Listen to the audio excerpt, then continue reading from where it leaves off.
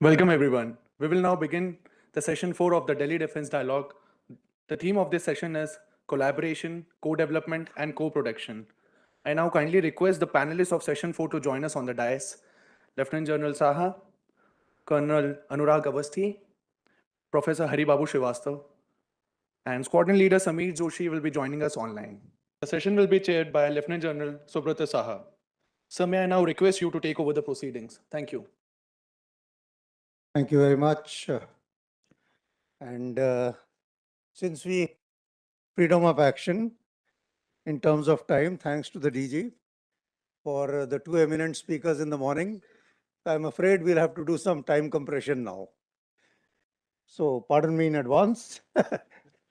So also Dr. Haribabu, we will save some time now. And actually, Anurag is the first speaker, and frankly, the whole country knows him today. The whole country knows him today because he did brilliantly while he was in the army. And I've had the good fortune of having him as a colleague, as a dear friend in my last assignment. And in short, a wonderful professional, a great human being at heart. I don't think he requires any further than that. And equally, if not more significantly, what he has been doing post premature superannuation. He is leading this virtually the semiconductor industries as part of that association as their president or vice president, pushing them to contribute to the national mission. So I will not waste time more on introducing him, but much rather save that time to listen to him. Over to you, Anurag. Thank you.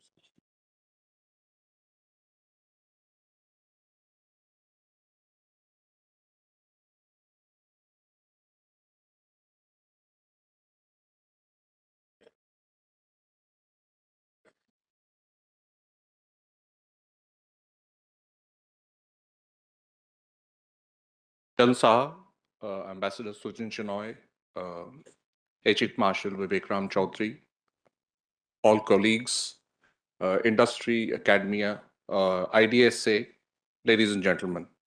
Firstly, it's a very humbling experience for me to speak in front of two of my very important mentors and gurus. One is, of course, General Saha, and the other one was the Chief of Army Staff himself. He was my DS in the Higher Command course while I was in the Army. And it's a really humbling experience for me to speak in front of both of them who have groomed me and mentored me and cut me and crafted me into whatever I am today. Just to begin this, I will have to speak for exactly 20 minutes. I will seek your attention only for 20 minutes. I will look at precisely collaborations, co-development and co-productions insofar as semiconductors are concerned, as to how they transcend into the strategic space, how we need to change a couple of things, what is the overall picture, and how exactly do we need to go from here. Having said that, let me show you a small slide first.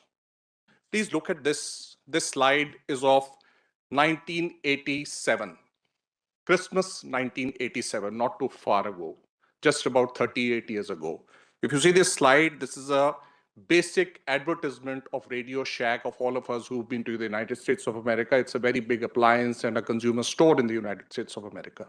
38 years. Please see the slide. All of this in 38 years is today in the palm of your hand. That's technology. Everything is in the palm of your hand, in your smartphone today. That's the way technology is. So anybody who tells you that, technology is going to be like this or that and what have you, you cannot predict technology. You would have also seen that famous picture of Texas Instruments carrying one of the important machines to its own facility in Bangalore in 1985 on a bullock cart. Nobody knew that the India as a hub would be more than, be a house to 21% designers of the world. Nobody knew that. So when we were children, we used to have those Fiats and ambassadors in India as we grew up in the early 80s. And that is the time, sometime in the early part of, 80s, that is the time the Maruti Suzuki came into being. The Maruti 800 came into being. What a amazing thing. And people said, theek hai, acha hai, it's come, but then let's see where it goes. You never knew that you're going to be the third largest automobile manufacturer of the world today. And lo and behold, Maruti still holds 44% of market share. People have come and go. So that's why you can't predict technology. That's the first thing. That's the starting block. Now let's look at the global drivers of change. That's the global drivers of change. So what do they do? They look at critical technologies. They look at knowledge sharing and premium. They look at cybersecurity, materials control, supply chains, cartels, price hegemony, and of course, the heart of everything from space shuttles to safety razors in the morning, the chips, the ubiquitous chips. Obviously, you have to face the giants who have to take sides as to what they need to do. Right. All of them across the board are technology driven. Now look at the strategic security spectrum. You look at all weapon systems, look at the core of weapon systems. RFICs, MMICs, and FPGAs across the board. Any weapon system that you look at it, they are the basic core, all of them functioning on chips. Whether it's drones, AI, ML, quantum, surveillance, I will not go into all of that.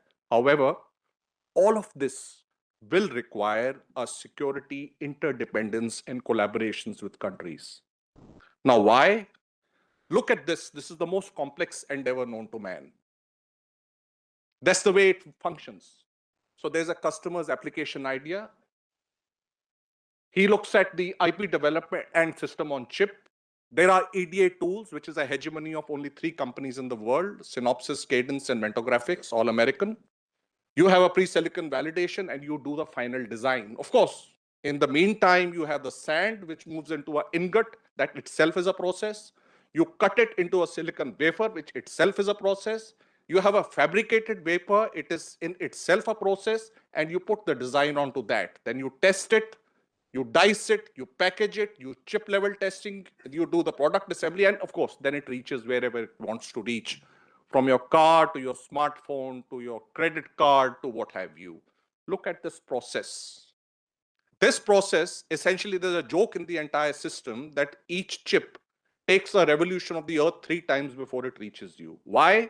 Because there's a problem to how things happen. When you look at this, you are looking at the troika as to how the semiconductor companies and the entire system operates. The first part is the equipment. Obviously, you need equipment to make it. Bulk of this equipment is made in the United States of America and some part of it in Japan and Korea. Not much, but some part of it. Then you're looking at materials like chemicals, gases, 150 of them, critical minerals, rare earths, all of that scattered all over the world, with China having a bulk of rare earths in its hand today, with whether it is 45 or 55 or 65% of it which is available there, but productionization is more than 90%. So it holds the key to a lot of things. Insofar as the chemicals and gases are concerned, there's so many of them: bulk, specialty, photoresist, this, that, and the other. All of them are scattered all over the world. A classic example of this is neon. Neon is a byproduct of steel. And who holds the key to the neon in the world? Ukraine. Ukraine is under conflict. And in the last 3 years, from 2022, 24th February 2022 to, I think that is the date, to this date, 3 years plus 3.5 years, the price of neon in the world market has gone 11x. 11x. That's the kind of money that you're looking at. So you have equipment which is there in a particular place. You have the IPs in a particular place. Then you have the ultraviolet and extreme ultraviolet machines which are made only by one vendor in the world, which is the ASML in the Netherlands. Nobody else makes it. You have most of the packaging in China. You have most of the display in Korea and Japan. You have most of the foundries in Southeast Asia and Asia, including Taiwan.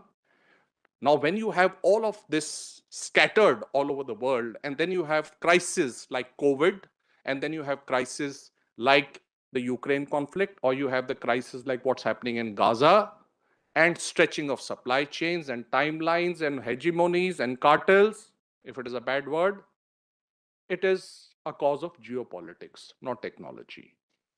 That's the way the cookie crumbles.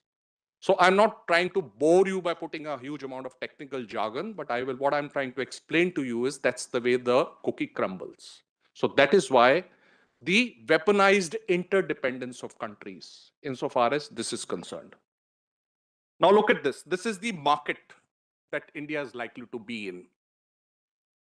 You're looking at the Indian opportunity by 2030 of around $85 to $100 billion, in which equipment, you will not be able to produce possibly the entire equipment, but yes, your MSME base is very, very strong. So you'll be able to look at a huge amount of components for this equipment, for want of logistics, for want of price competitiveness and various other things. So that's a good thing. The other part is materials. You're looking at around 10 to 12%. You are aware that a huge amount of impetus has been given to the exploration of rare earths, a lot of other things in India. So that itself will cater to a lot of other things. And of course, services, which looks at around $200 billion market worldwide. So you're looking at around 20 to 22% of the share, for a simple reason that your demographic dividend and your talent itself will be the key, because you're churning at around 1.5 million engineers every year. So whether we debate it on quality and quantity, that is not the argument here. But the whole idea is that you will be the talent powerhouse to the world insofar as this arena is concerned, especially with very, very enabling schemes by the government of India. Now, having said that, in the same breath, the government has put in two very clear thinking schemes. PLI, which looks at the fabrication facilities, the design infrastructure, it looks at the chips to startup system, in chip, etc., etc.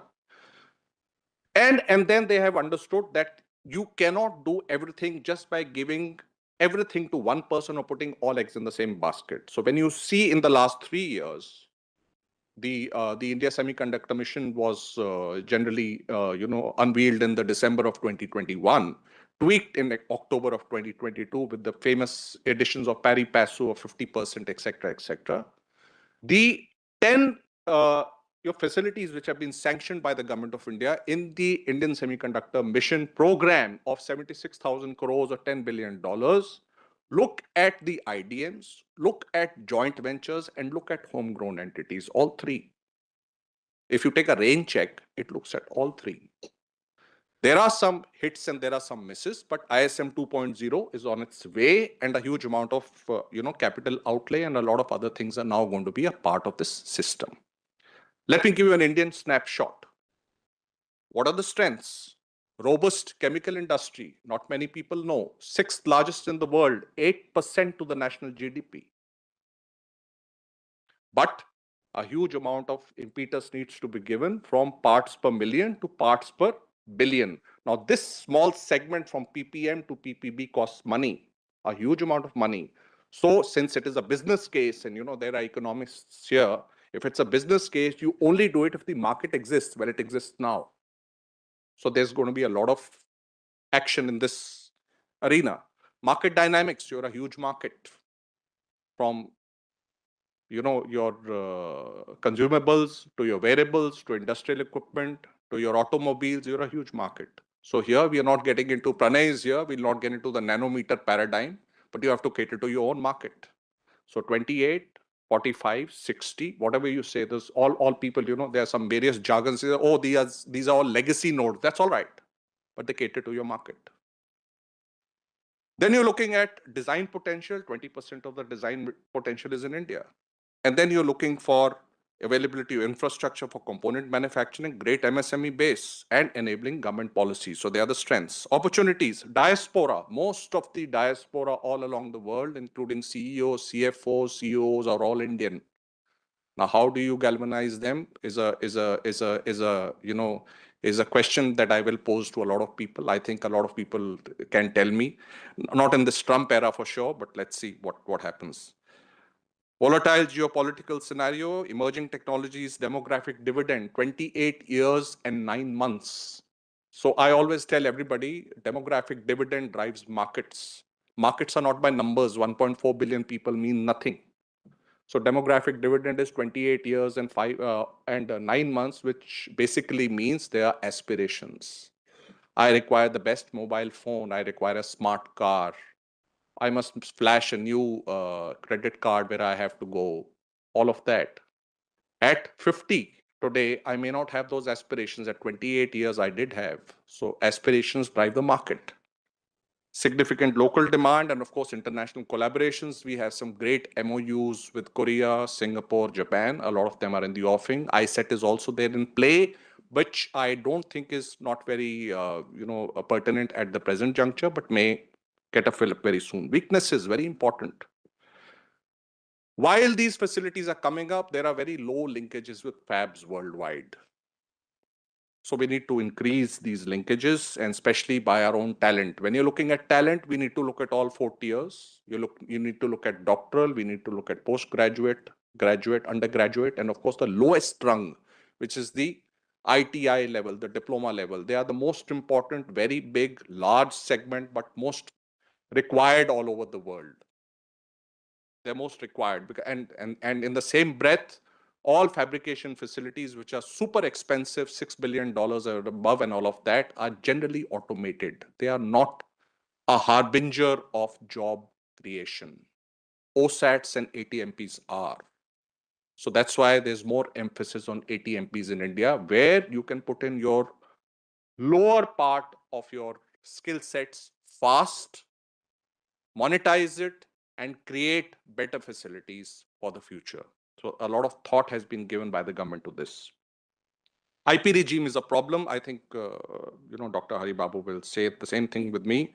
Talent management is an issue, because we need to get out of, these big cities and go into the smaller cities. ISRO is a classic model. They take a lot of people from small cities, engineering colleges, and see what they've done. So they're not very, hung on to various names and textures and sizes and what have you.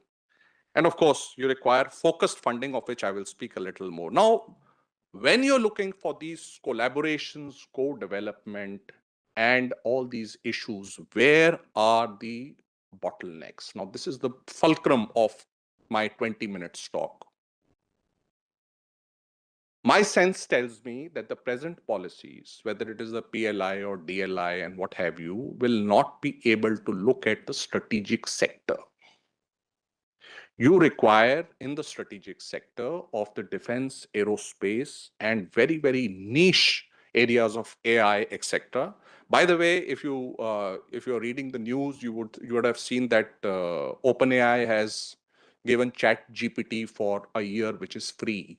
There are, telecom providers who are giving you Gemini Pro and, Perplexity Pro for as long as 18 months for free. Learning, very good. But the biggest AI play will be in India, and you will be the largest living laboratory of the artificial intelligence. It's all about data. Make no mistake.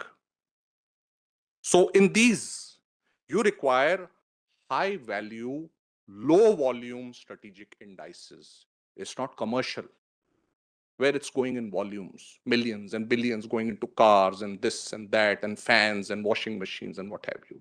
These are niche, which require high value and low volume strategic indices. Do we need to change for the strategic sector for co-development collaboration in the existing policies? Yes, it is a requirement. Then if you do that, are there incentives for suppliers in this high value ecosystem? Let's look at image sensors. How many companies make image sensors in the world? Any idea? Anybody? Image sensors. 4. That's it. Nobody else makes them. So is there a case in point of looking at the Israeli model in which you're looking at sectoral innovations to get into commercial outcomes, even if they are small? Yes. I leave it to you. Important for you to understand that. Then you're looking at sector-driven innovation. You're looking at METI as the anchor ministry for semiconductors and electronics and critical technology. But do they know, or do they require more important information from the strategic sector, defense and aerospace, as to what is to be done for the future? No. Do they require it? Not really. They are the horizontal plane. Bulk of the stuff has to come vertically. Those islands of excellence have to be vertical. So how do you do that? So you require systems in your respective ministries, which can hinge on to the drawdown of the METI as a bonus. But for this, what do you require? I always call it patient capital. Don't be in a hurry. 31st March doesn't mean ki chalo abhi kitna hai. Time run, cost run, all that. This is high technology. It can't be built in 1.5 days that you get out and you rub your eyes the next day and you say, oh, look, you got something going. No, it doesn't work like that. It takes years, it takes decades. And focused funding. You have to fund for products. You can't keep funding for making something which is not a product base. Then for the strategic and the defense sector, if you are looking at collaborations and you're looking at co-development, are you looking at optimized applications? Or you're only adapting to generic chips? Let's take a case in point of medical appliances. Let's look at various other things. They're generic AI chips, generic chips. So if they want to be corroborated as part of your military hardware tomorrow, minus the ruggedization and all of that, which is required as per STANAG levels, are you looking at only just optimizing those generic chips, or you want to make them separately? That's a thought which somebody will have to take. There's an IMEC model, IMEC Belgium. I'm sure all of you heard about it. They have 3 models. One is the consortium funding, which of course the industry funds the IMEC Belgium. They get into an innovation and they give it to anybody on a license basis. That's model 1. The second model is the industry comes with the problem statement. General Saha is here. He's the actual originator of the problem statements of the Indian Army. And I can vouch for that because I did a lot of work for him while he was the Deputy Chief of Army Staff. So till you have a problem, how do you show it that there is a problem? I require this. The industry needs to know. Because the industry, till it doesn't know what is the problem, it cannot allocate money on it. And profit is not a bad word. It has to make a business case. If it doesn't make a business case, then what's the point? Technology can take a hop. And the third part is you co-develop with these startups, which basically look at IP control. Who takes it? The IMEC takes it or that startup takes it, depending on which TRL it is in. So these are 3 models. So can we do that in India? The SCL is there. It's generally a production facility at 180 nanometers today.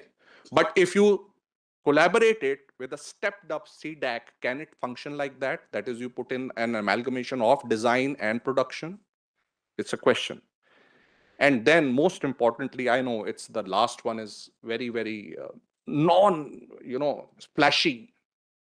There are these small discrete semiconductors. There are, MOSFETs, there are diodes, there are connectors, large volumes, which you will require any which way at any given time in your life, no matter how sophisticated your systems get.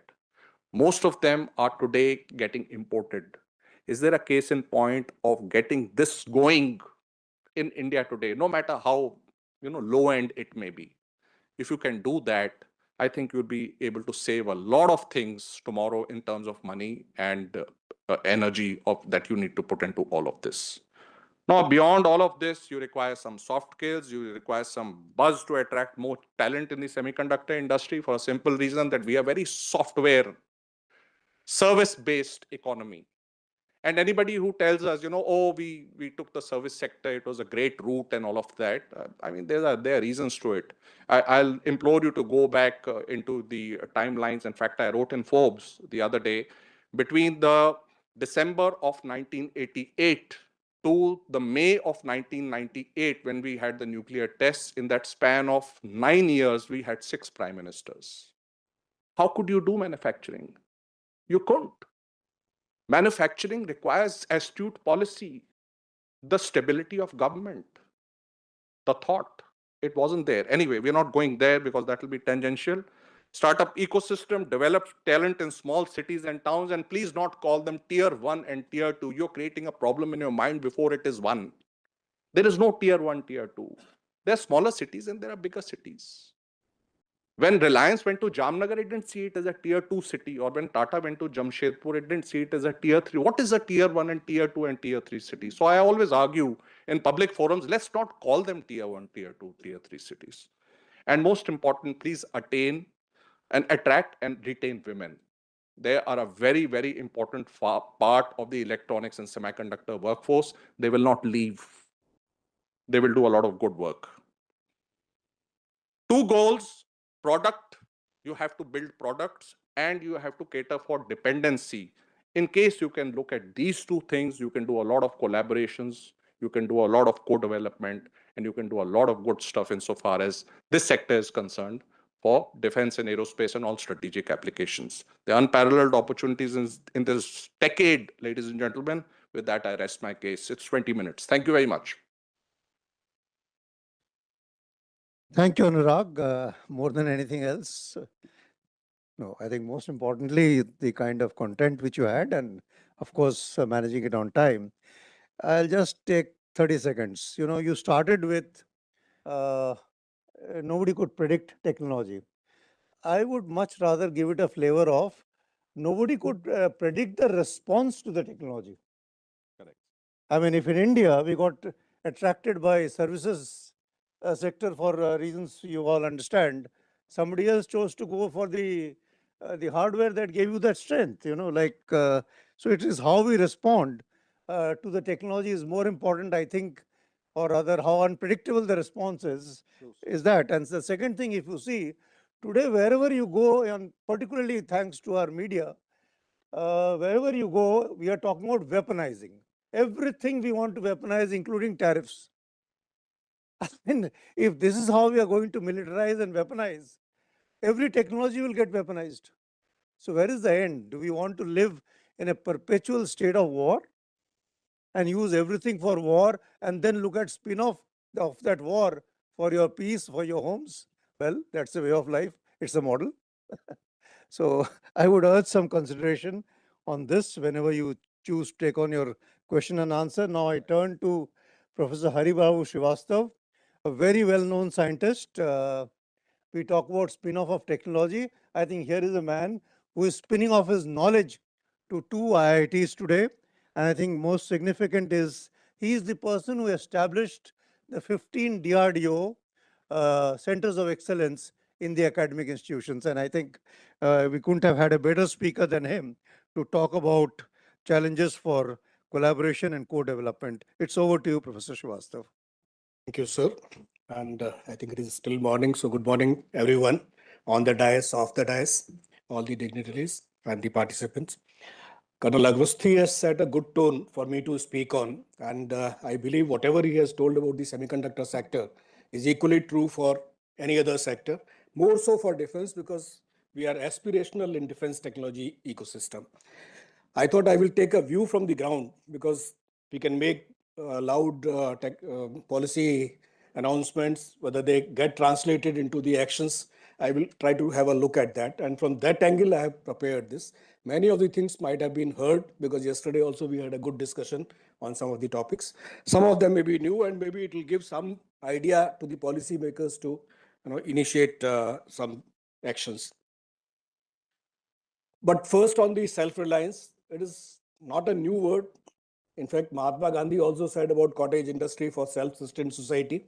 It is as old as that. And something around in the 90s, this committee was formed, Abdul Kalam Committee. Everybody focused on what this committee will deliver, 70% indigenization by 2005. Probably people forgot what they actually suggested how to go about. So the last 4 or 5 bullets, if you look at, and what he said in India 2020 book, which is publicly available, the focus on science and technology, action plan based on technology forecasting, benchmarking with the developed nations, statistical model to realize vision, and opening up the last one, which is now the buzzword, the opening up government control over sectors to private entrepreneurship. And 2014 onwards, there have been so many announcements and so many policy decisions which are good for the ecosystem. But something special happened around 2020, it looks, because if you look the defense production and defense exports, they have started rising up after 2020. Maybe we were preparing ourselves till 2020 or so. The defense production and R&D both opened for private entrepreneurship. A lot of new initiatives like Skill India, Startup India, etc. happened. And even for the HR, the human resources to get developed, AICT also took up the case for launching the MTech and BTech courses for defense technology.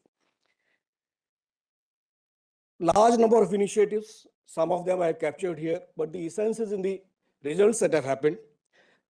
First and foremost, I think, is the change that we have. Earlier, we used to have probably the goal for yearly production by ordnance factories and DPSUs, etc. But now the long-term goals started by the government. In 2020, government announced, or maybe around 2021 probably, they announced the goals for 2025, and recently they have announced for 2029.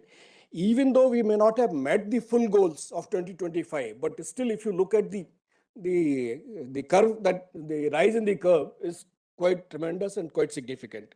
And now the goals are there for all of us to see, 3 lakh crore and 50,000 crore for exports.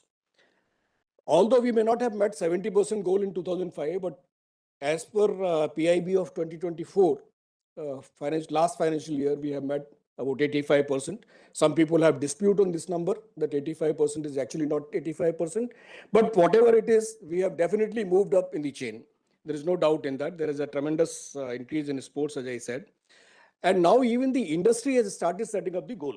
So recently, the KPMG CII report has come out, which talks about 8.8 lakh crore, which turns to be about 100 billions, and exports of about $32 billion. So this is how the mindset change has happened, that instead of government setting the goals, now the industry itself has started setting the goals. And there are other initiatives, the audio laboratories being consolidated now, DIACOEs, several COEs by the services, chairs by DPSUs, and thousands of DPSUs, startups, etc. And we have all understand the importance of small agile institutions, MSMEs and startups. So I think we need to do that. And there's a good study published by VIF. Those who are interested, they can look at that report as well. If we compare our startup system with the world, if you look at the table, which is part of that report, which I said earlier, it comes out that mostly we are focusing on low-tech kind of things. And while others, including from USA to Russia, everyone, they seem to be from medium to high technology items. There are several regions. Some of them I have listed here. Underfunding, we have been talking about, poorly integrated national ecosystem, and compute infrastructure. People have to devise their own. They have to find their own compute infrastructure. And probably there are large number of policies, but the integration of those policies probably need to be done. Now, if you look at the total overall ecosystem of the country, the government says that the MSMEs have contributed about 30% in the GDP and about 45% in the export. So it is obviously we should also look at the defense technology ecosystem, and we look for similar kind of numbers there as well. What turns out, the KPMG report says that 22% of the defense production is by MSMEs. I don't know how far it is correct or wrong. And as far as the schemes are concerned, we can export only those items for which the IP exists with us, IP is resting with us. So there are schemes government initiated, TDF, IDEX, and a large number of technologies have been indigenized. And today morning, Chairman DRDO also spoke about it. Several new initiatives are going to happen.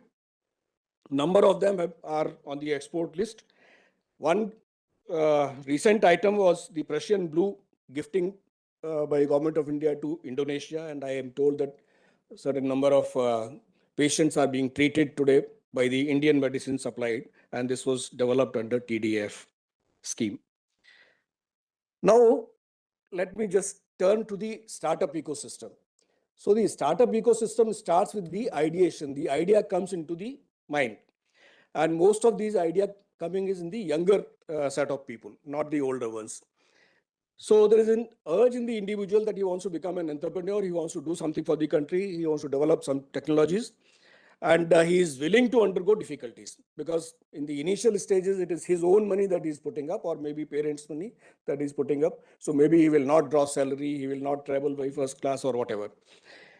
But he also needs to find like-minded people, because unless they have a team, they will not be able to work.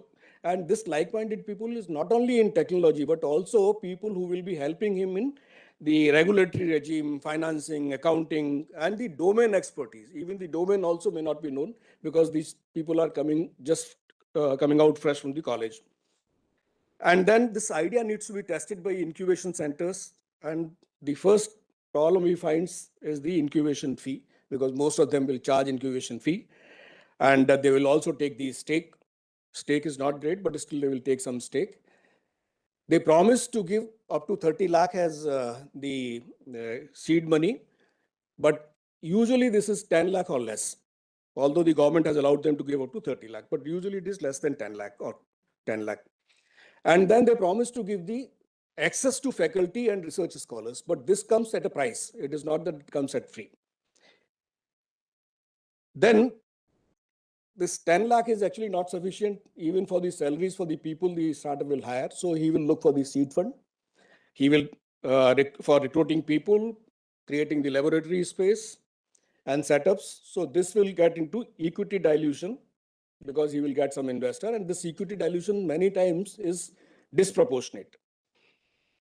Then there will be several registrations that one has to do. And in fact, SIDM has given a good report on this registration processes. There are several ministries involved. There are several licenses to be taken, and all of them take up to 6 months to 9 months if everything is right, and follow up with the ministries. Once he starts implementing, then he needs to get the quality assurance certifications. And again, they require deposits and lengthy documentation, time delays, and so on and so forth. We also have problem in finding an investor for yet to be proven ideas, yet to be proven technologies. So the whole thing becomes very cumbersome for the young entrepreneur to find a good team to work together and a good investor to work.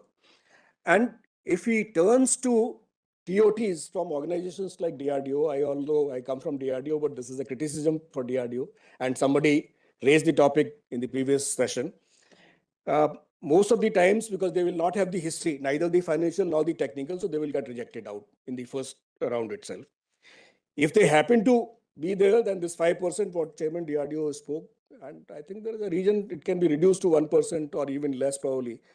We need some money because the person has to be serious. Not everyone should get through, but the money has to be so less that person is able to get through also. And probably if we look only at the founders, if they are technically accomplished people, maybe it should be allowed. Again, the domain experts, and these domain experts, they come from the people who have worked in those military technologies or military spheres. Most of them will demand high salaries, which is okay, but then high percentage of project funds and also disproportionate equity, and sometimes all three of them. So there's a problem for these startups. And handholding from major industries or establishments is either nil or minimum. Even sometimes the startup works for the bigger industry, and the bigger industry does not win the contract, so this fellow doesn't get paid out.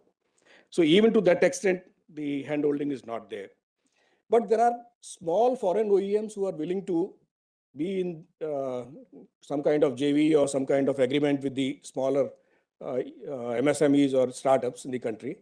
But again, these people don't have the wherewithal to find out whether this FOEM is actually a good partner or a bad partner.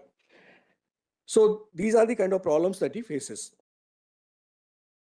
Supposing everything happens and he still gets the some development activity to his credit, then the specialized equipment are not there. They are all with the laboratories or with the ABWs, etc.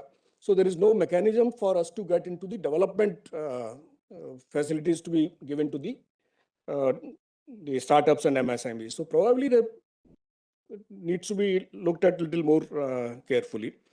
QA facilities somehow are available, if not immediately, then with some delay. And attracting manpower is also an issue, and there is a large attrition in the startups and MSMEs. And With all that, if he happens to develop the equipment, then bidding process requires EMD, again money, which is not there. So it's a bottleneck for big dreams. Even banks don't support in that area. So these are the kind of problems that the startups and MSMEs face. There is a criticism that why most Indian startups turn to app development. So the reason is very clear: low initial investment. They don't require a lot of money because core competence lies with the founding team. And softwares today are available on license, on a subscription model. Compute resources are not that very costly, which they can afford. And they don't require a laboratory. They can work probably from home also. And then whatever they do, let us say for Coca-Cola, they can also duplicate that for Dabur. Or what they do for Dabur, maybe they can duplicate for, say, ITC or some kind of thing. So these kind of things are available, spin-offs are available. So that is why most of the people go to the market-facing apps. So now I turn to some suggestions, and maybe some of them can be understood, some of them maybe additional things can also happen. So one is that DPI is very strong in the country, and a lot of information of every individual is available with the government. But when we go for, let us say, DPIIT registration or NSIC registration or GSC registration, everything has to be done once again. The fingerprints have to be taken once again. If it is already there with the DPI infrastructure, why do we need to do all this? The people-to-people engagement actually leads to corruption also. So I think we need to look at that aspect as well.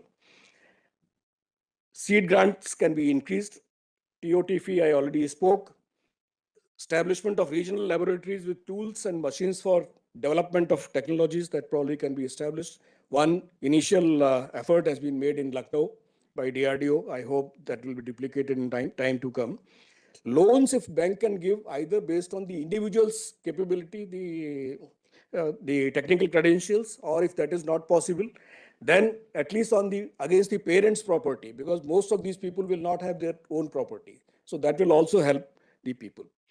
Also, because of the no knowledge of the domain, if the military establishments, primarily the educational establishments, if they can give some kind of a diploma or certificate or some short-term courses to these people, I think that will also help the youngsters. Then, probably on the MOD, this has been discussed many times, and there are negatives, positives people have discussed. If we can have a list on the MOD website of the willing people, not everybody's, maybe everybody doesn't want to give his data, it's okay. But people, their expertise and their email IDs. So these people, if they want to contact the startups, if they want to contact, they will be able to contact and see what they can do together. And this is not only officers, but also at the lower level, because a lot of testing, a lot of running around has to be done by these people also. And I would also suggest that we should change the performance indication of these establishments, including DRDO and places like ABWs, etc., and equivalents.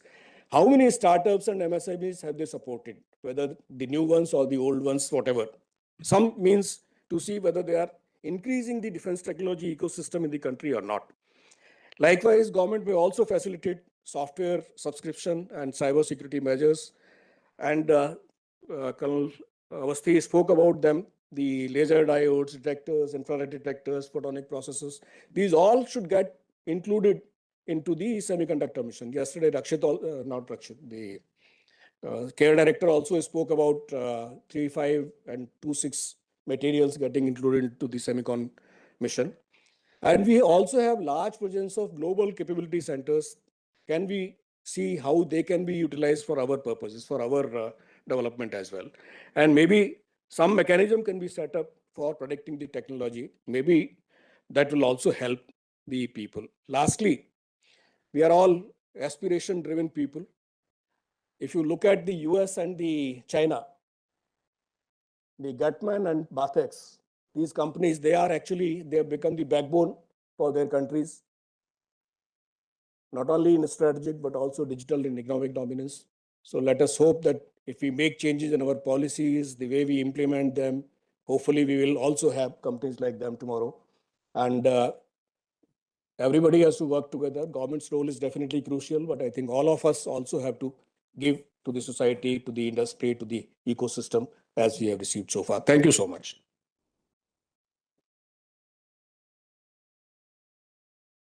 Thank you very much, Professor Srivastava, for a very exhaustive, presentation and done very succinctly, where I think you've given a very frank idea of the difficulty of doing business for a startup with some very concrete suggestions. I just want to make a couple of points. The DG is here and we have both been members of the DRDO review committee, and there were some very specific recommendations being made. Only yesterday I had a session with the authorities that be on this. So one of the recommendations is what he said, how to utilize the labs, how to make it open. So one of the recommendations is to introduce within the lab a red zone, amber zone, and a green zone. Red obviously is, as it suggests, absolutely classified, no question of anybody entering. Amber is kind of 50-50, and green is where, facilities which are typically required, not so high end, not so demanding, is available for the startups or whosoever it is to utilize. And just synchronized with that is to utilize the talent and experience of our scientists like Professor Srivastava, for example. He is contributing post-retirement. So what the committee has said is that even while in service, this should be very much allowed, and there should be a facilitation by which, like a professor in IIT, a scientist in the DRDO should be able to get consultancy for that work which he or she is putting in. So I think these recommendations are there. I really do hope that some of it is accepted. And just for information, even in our defense quality assurance reforms, and I'm saying deliberately defense because for the first time we looked at DGQA, DG Air Quality Assurance, and DGNAI, which I had chaired. Similar recommendations are there so that it becomes easier. I do hope these recommendations see the light of the day. But anyway, thank you very much, sir, for a wonderful presentation. Now we turn to the next speaker who's going to join us online. It is squad leader Samir Joshi. I think he is the epitome of military civil fusion with 5,000 hours of military and civil flying experience. He has pioneered the swarm UAV development in India, and he's also delivered the world's first high-density heterogeneous swarm UAV. I think that is a strong enough introduction to squad leader Samir Joshi. So it's over to you, Samir, and we wait to listen to you. Good afternoon, ladies and gentlemen.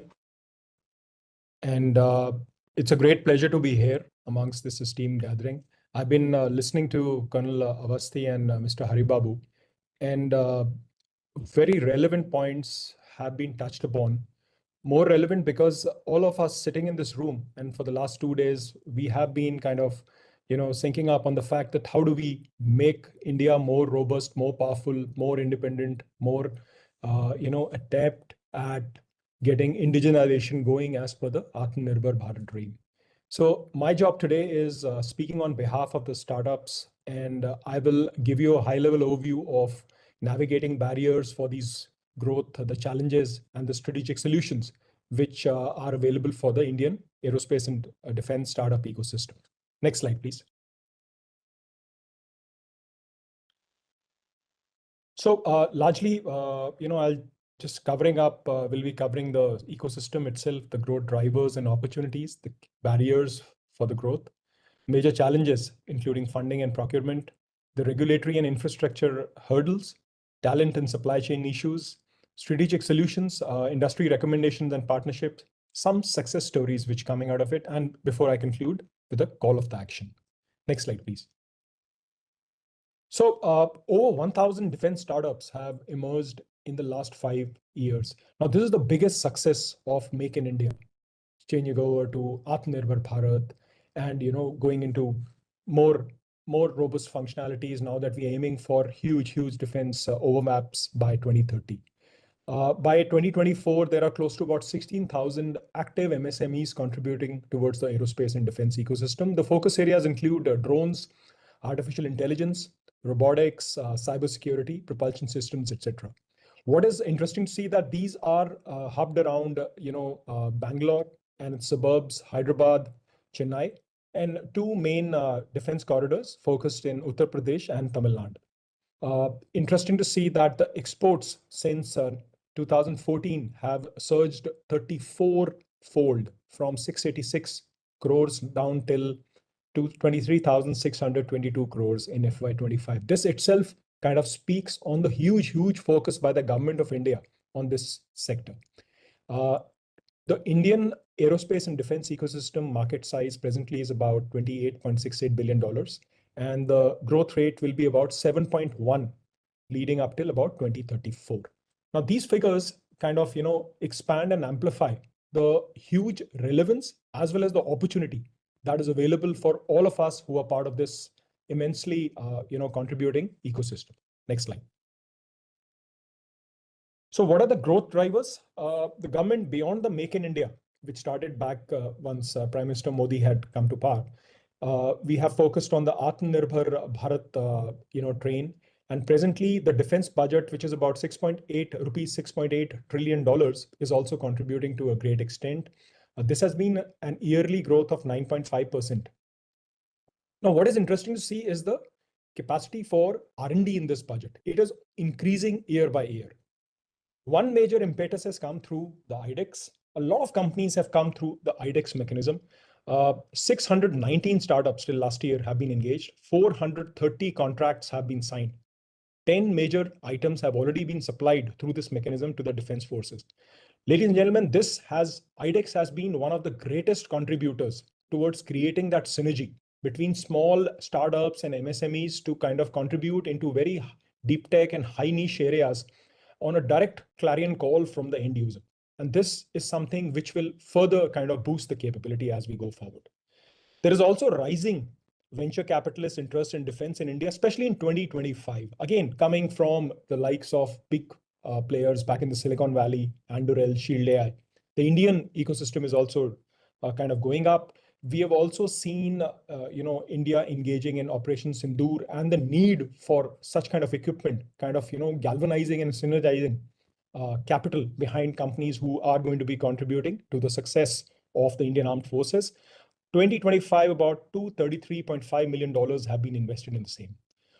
There is also a thrust by the government of India on dual-use technologies, which enable commercialization. This is also very adept because there are mechanisms now where technologies from the defense side are easily cross-flowing into the civilian junction.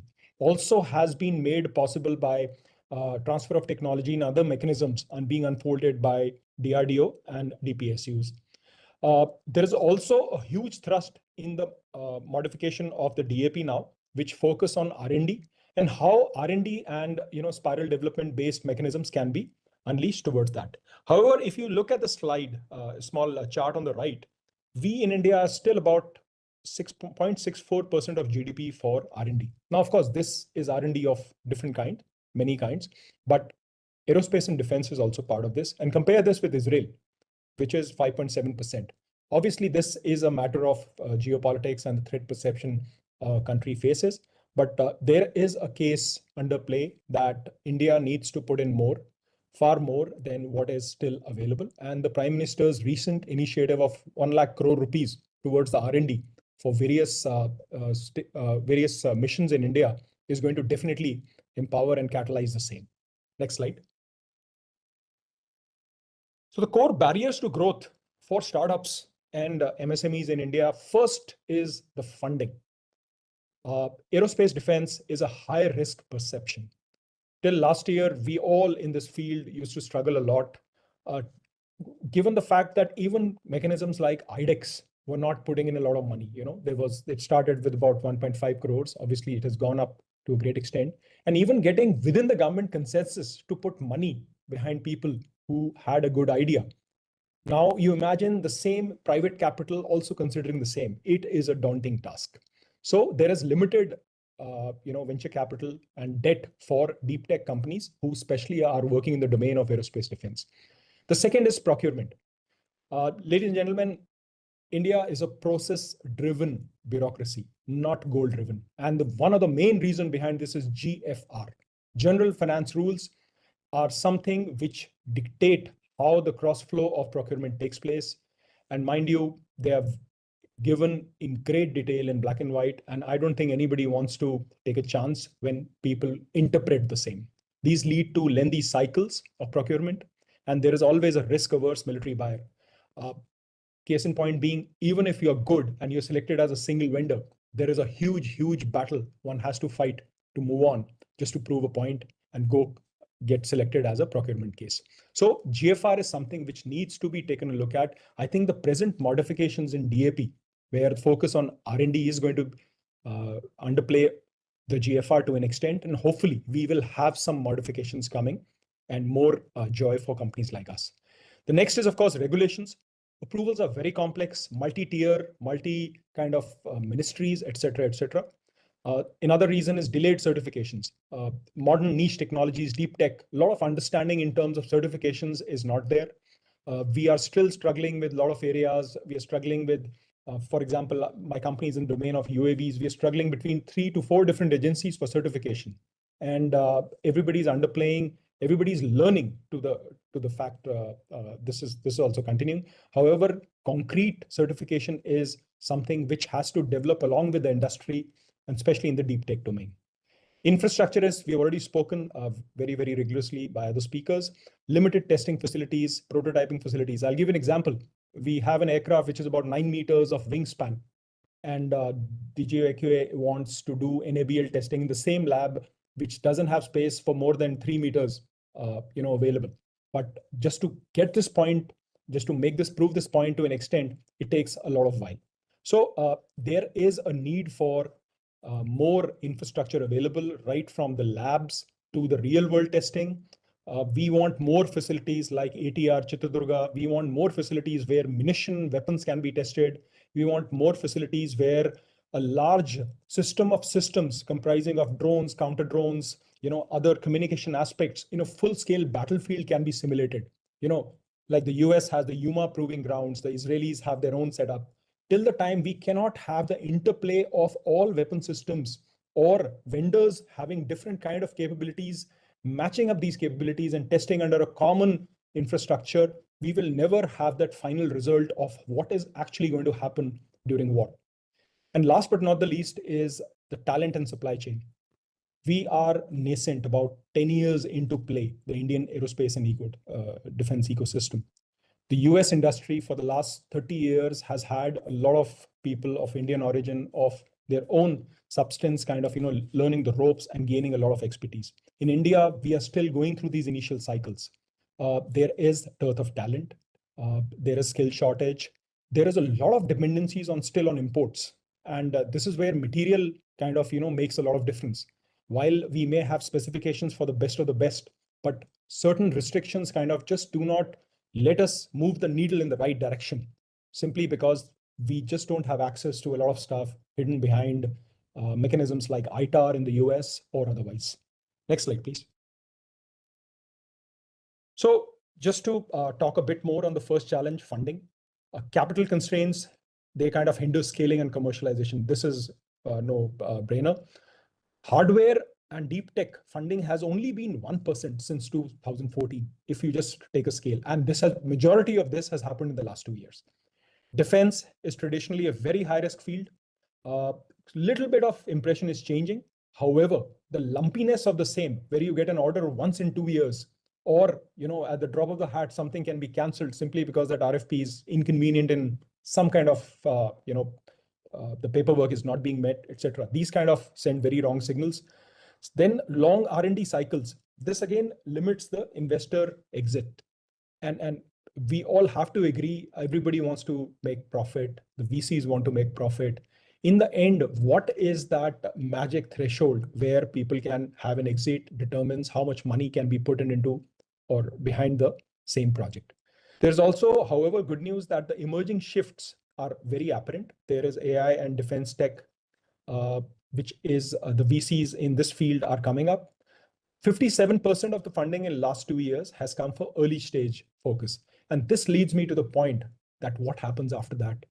What happens after you have the seed? What happens after you have to go towards making the prototype, or rather the TRL 7 to 9 journey where you have to make the product. What happens, or rather who guides you through that valley of death? This is where we don't have patient capital for dedicated aerospace and defense funds. This is what is the big dearth, and that is why it is very difficult to get a Anduril or a Shield AI out of India, where people put money and forget for the next 5 years. This is a struggle we are actually going through, and this is something which we have to go forward. Next slide. Next, of course, is the procurement and regulatory delays. Bureaucratic procurement process delays, they hamper innovation and the adoption of the same. For obvious reason, armed forces prefer established vendors. There is higher risk aversion. Somebody who has done it again and again, somebody with a different idea, but with a higher risk capacity is not generally encouraged, simply because the armed forces want something now, something to work now. There is very less patience for prototypes. Everybody needs a product. They needed it yesterday. So there is no patience for R&D, and there is especially no patience for spiral developments. Now, this is what we need to learn, especially for the future tech, for the next gen tech, or whatever you want to call it. Let's look at China. Let's look at Israel. Let's look at the US. Everybody does tiered spiral development. This is something which is important. Once we can kind of get our aspirations matching to the spiral development mechanism, it will result into huge interplays and huge windfalls in product development. And of course, certification and export controls adds layers of ambiguity. What is the result? Stalled prototypes and slow commercialization. Simple thing in IDEX, once you have met, let's say, the milestone, which is the 5th milestone where you meet your prototyping needs, within 4 months, the end user has to get a minimum order quantity. But that 4 months converts into 2 years, 1 year. Nobody gives thought to that poor chap who has made a prototype, is waiting. He will not even survive the next 4 to 5 months because he has to pay salaries on the 1st of every month. Nobody is accountable. And that is something we in the startup fraternity would want to change. If somebody has done well, he should get his due. And as Colonel Awasthi said, everybody is working for some profit to survive, to give a better margin, a better product in the great scheme of things, to get a Lockheed Martin out of India in the next layer as we keep talking. Next slide.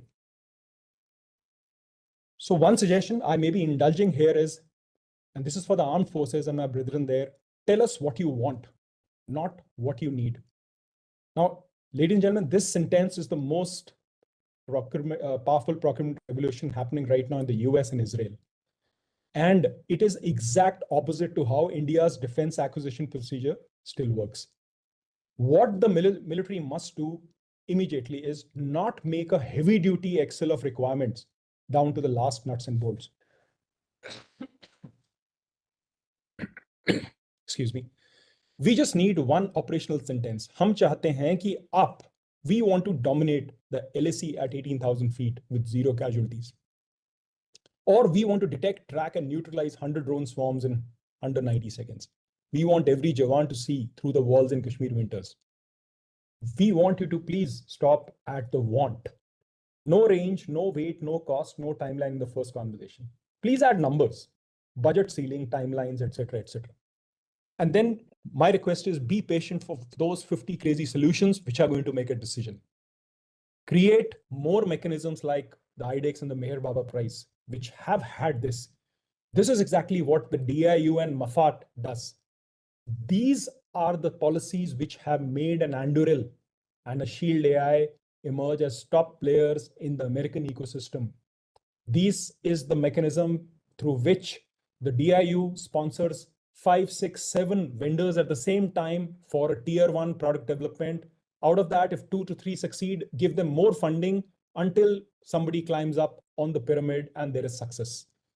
This is a great way if future product development can be looked at. Of course, this may not apply to legacy products, but this is definitely something to ponder over. Next slide, please. Okay, the other challenges, of course, limited advanced manufacturing and testing infrastructure. I've spoken, shortage of skilled specialists. Now, as leaders in this industry, we are actually struggling with guys who can do it, who can make it happen, who can walk the talk. And not only do we need skilled manpower, we hope that either some PSUs, trained people, or or people who have worked in similar industries outside India, if we get, if we can tap into them, that is a great way to go forward. But more important, skill development is something where government can help us. This is especially for a TRL 1-2 level. This will be a great idea to implement in case the government, the industry, the academia, and the PSUs and DRDO all get together to create the right skill sets. We still have import dependency in supply chain. So now if the Indian Army one day says, okay, we don't want any Chinese component, how many of us can genuinely kind of ensure that this does not happen? Is the end user ready to take that additional 30 to 40% cost increase? Because now the access, if we have to import through Europe or the US, the cost is definitely going to increase.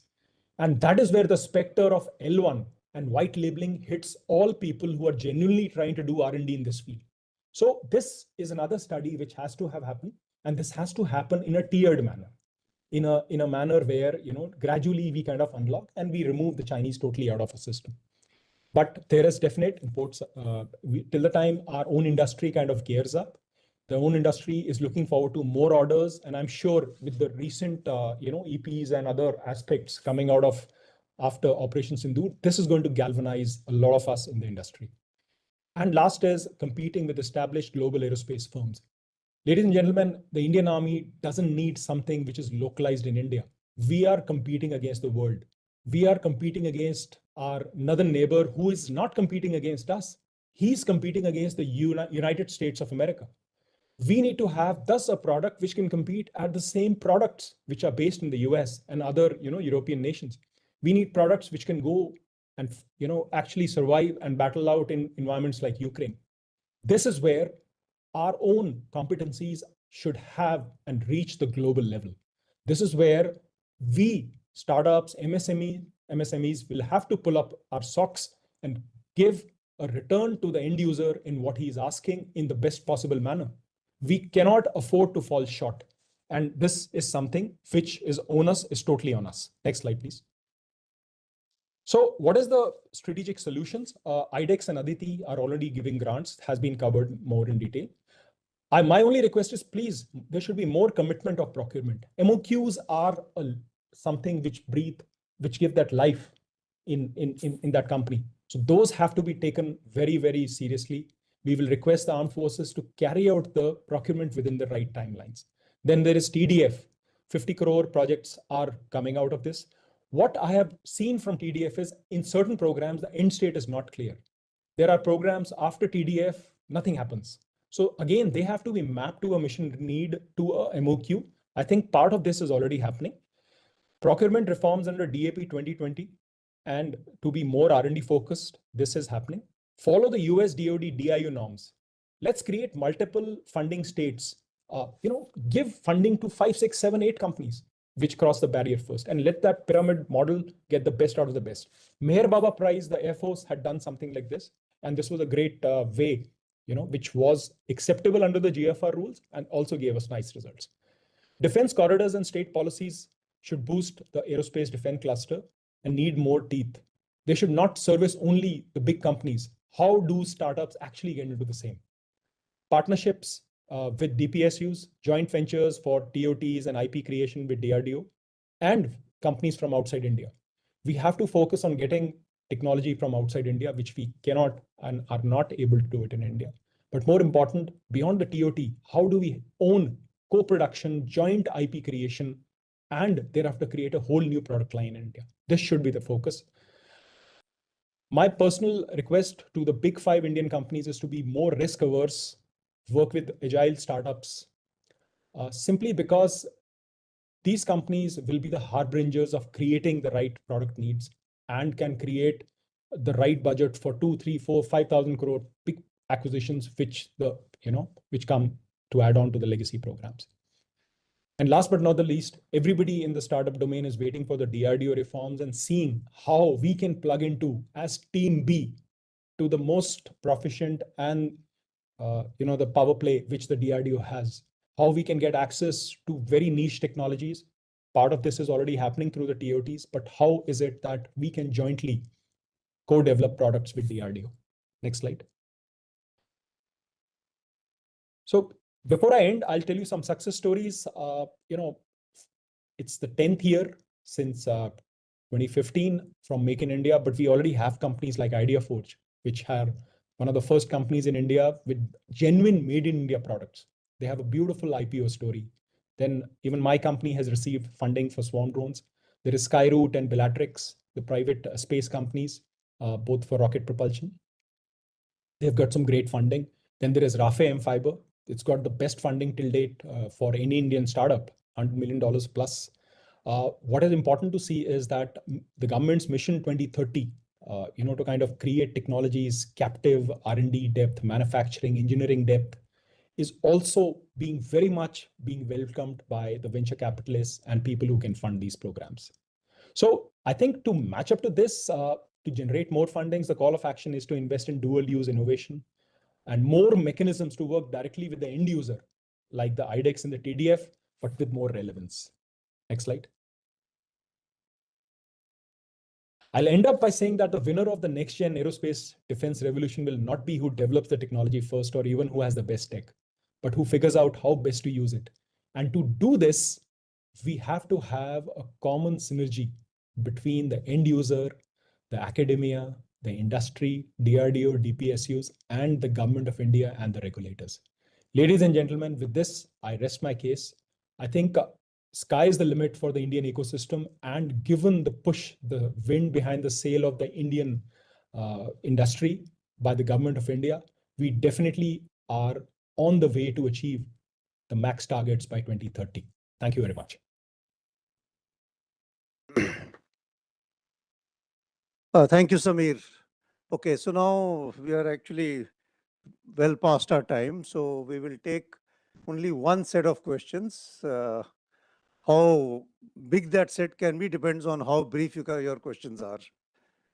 I think we'll start with somebody who has not yet asked. Ambassador Yogendra, please. Thank you, sir. One or two questions, actually, rather. You talked about Mr. Awasthi regarding geopolitics. Now, the question actually, the challenge before us really is how quick we are in actually trying to fathom as to what the next step in geopolitics is going to be, because that's where everything rests. And that is actually our entire security architecture. And we have a kind of an arrangement across domain and cross agency to actually keep track of that. But that, I think, would really be actually the main thing, as I see, because as we said, everything, whether it's US or China or everything is weaponized. And we are then getting around in this kind of thing. And the question to Professor Srivastava, actually, sorry. So I just want to make this. So for example, rare earth and solar. I mean, we have known for about a decade that that is the emerging field. But where are we in that? And we are still talking to the Chinese saying, relax this, relax that. And that's data centers. Already for 2 years, people have been talking about it. And we are just it's just entering our discourse. So there's something missing in terms of the way our entire structures, institutions, how they work in terms of strategizing and to seeing as to how we can be one step ahead in geopolitics. And one question to Professor Srivastava. I know the subject is MSMEs, but the larger issue really is our defense industrial base. Because if we still depend on our aircraft and our hardware and ships and all the rest of it on other countries, then very clearly we are going to be caught in that. And the last question, if I'm sorry, Sindoor, we talked about the private sector and all that. I'm just wondering, what was the role of the private sector in real time as Sindoor was actually unfolding and being waged? Because from that, we can draw some major learnings for whenever the next thing takes place. Thank you. So my question is to Samir Joshi. Samir has given the MSc perspective, but I would like to give the other side of the story for the end user and the MOD in the bureaucracy's perspective, because I was involved in 50 programs. So Samir, are you there online? So that question is for you, that isn't the Indian startup community also, over calibrating their performance? Because what we saw in the Ministry of Defense, you take the ASATs program for the Indian Army, launched in 21. It's 25, 4.5 years, nothing has happened. So don't the Indian startups also, the jugaad culture, just to manage something somehow and give it, And so this is a thing which you need to take it home. It's very easy to say end user ye nahi kiya, wo nahi kiya, but the startup community also has to look into them that please stop this jugaad and collaborate with each other. Thank you. Any more? Yes, please. My question is to Colonel Awasthi. How do we modernize SCL with the 10 infrastructure coming up with semiconductor technology? What should be SCL's mandate going forward? Thank you. Next, please. This is, I think for the first time at IDSA, we are seeing industry, academia, and the users all together. So I would just like to add to what Squadron Leader Joshi mentioned in his wish list. When I'm talking now of something which is totally in the hand of the user in the defense services, when we look at a company, all our norms are on the company. The company would be a new startup or a new MSME. The people, the promoters, their profiles are not given weightage in the evaluation. I think this small correction can make a lot of difference. Somebody has been in the Air Force for 15 years and has a domain knowledge. That has to be factored in when he sets up a company and becomes a vendor. I think this is one more recommendation I would like to make. That's all? Okay, thank you. So can we start with you, Anurag? Yes.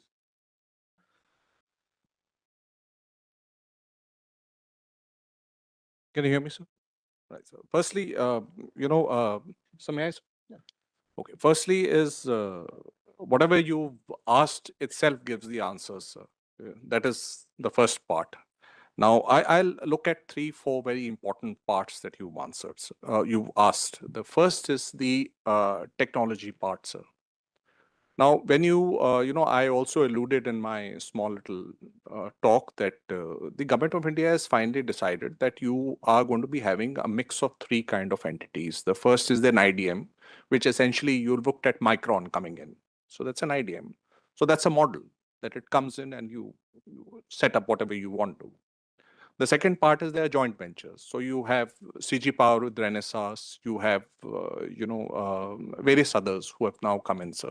You have Tata with PSMC, establishing a fab in Dholera and one, ATMP at Jagi Road and what have you.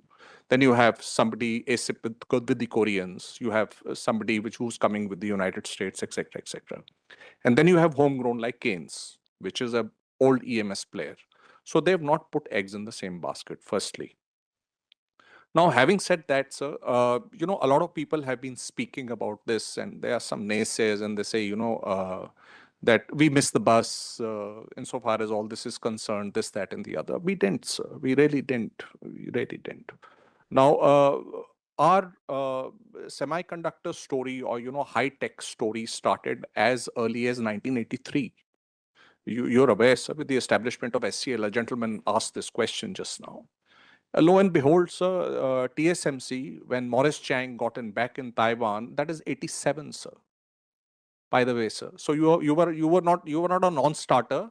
You were the first mover. That's one. The second part is there was a fire in 1989 in SCL which gutted the whole thing. And I'm not getting into the nitty-gritties and all those conspiracy theories, this, that, and the other, sir. But the whole idea is now, sir, today, because of all this, with the Chips and Science Act coming in, the European Chips Act coming in, the embargoes that we are seeing now that, ASML is not allowed to give the ultraviolet and extreme ultraviolet machines to China. The Chinese big fund coming in. So the kind of money they're putting into the big fund for legacy chips. I have written in one of my pieces that it shouldn't happen that by around 2028, when you are there and, producing what you are, the markets are flooded by Chinese chips and they cut your price. No, this is a reality. That's the way the world works, as I mentioned. So one really can't do anything today, sir, which is on your own, standing. You have to get into JVs, which is a very, very important thing in the entire spectrum of high technology today. As they were, in your vaccines were weaponized, weren't they? So technology will be weaponized, talent will be weaponized. That's one. The second part is the rare earths, which you just mentioned. Deng Xiaoping 87. Professor Haribabu. Okay, sir. You take on that modernizing of the SCLs. Okay. May I know your name, yeah, please? Akash. Okay. SCL modernization was a part of the Indian Semiconductor Mission 1.0. Yeah, that you are aware. Now, the house was essentially divided as to whether the SCL needs to be a R&D facility or a commercial facility, right? Now, it produces 180 nanometer chips, which were initially used by the Department of Space and now also being used as part of the strategic sector, which is all right. There's nothing wrong with that nanometer, and we are not getting into the tech jargon. But the whole idea is, do you want to refurbish it as part of a commercial enterprise or a R&D enterprise? So the call has now been taken. It will be the R&D enterprise. So that is how it is, and that is where it stands.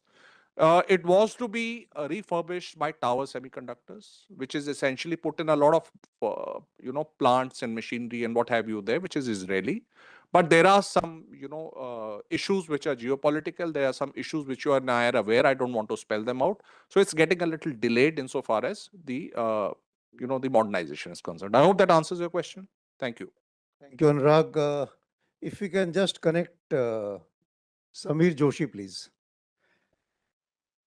So, so the question asked was that. Samir, the question to you is very to put it very simply, are the startups over calibrating their performance, making taller claims than what they are? Sir, during my discourse, I did cover that any startup, which proclaims a capability has to walk the talk. And this is something which is very relevant. There are and there have been occasions where people have not been able to deliver. And the recent infusion and of kind of funding as well as technology mapping has kind of proven a lot of people in startup and the MSME community not being capable of handling or being able to deliver certain functions or certain programs of record which the government has given to them. So this is an impending problem. This is not specific to India. This is the same problem which the US ecosystem or the European ecosystem faces. And this will continue to go on. So obviously onus and responsibility is very much something which go hand to hand when startups are concerned, and we need to take full responsibility and go as per that. However, there are also some very bright sparks which have delivered.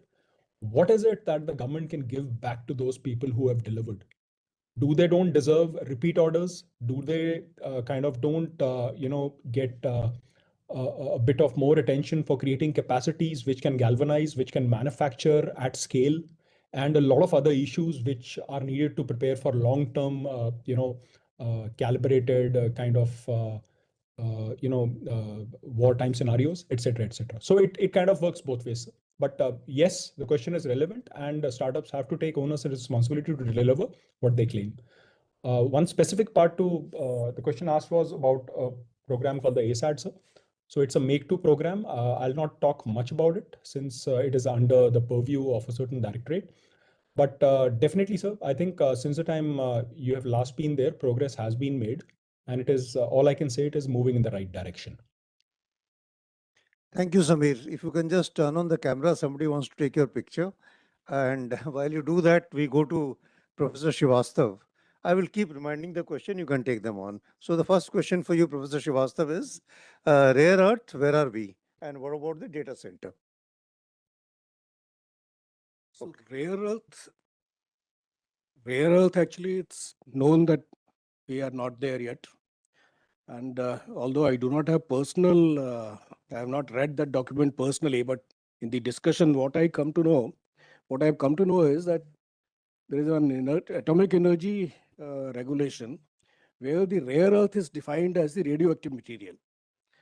And since that is so, all the rare earth activity has to be done by Rare Earth India Limited, REIL of the Atomic Energy Commission. That is where the bottleneck is. Apparently, by January, it seems that new law is going to take place. If not January, maybe early next year. And once that happens, then I think it will get opened up for the private industry to start working in that activity. So I think we will get into better position at that point of time.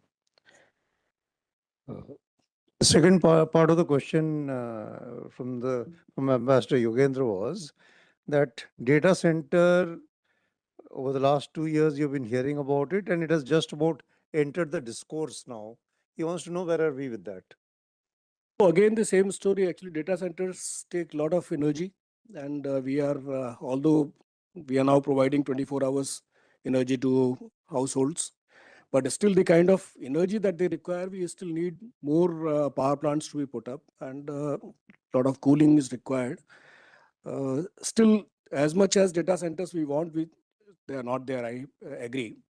But the good part is that our companies in the country, they are making a lot of parts which go into the data centers. And tomorrow, when all these things start happening in the country, we will be able to do it indigenously. We will not be able to, we will not be depending on the others for most of the items. I think one more point you raised was the... I'll take on that one. That role of the private sector in the defense industrial base. I'll get the statistics. Okay. You can just take on, I think, no, that's it for you. Thank you. So there were two more questions which need to be addressed.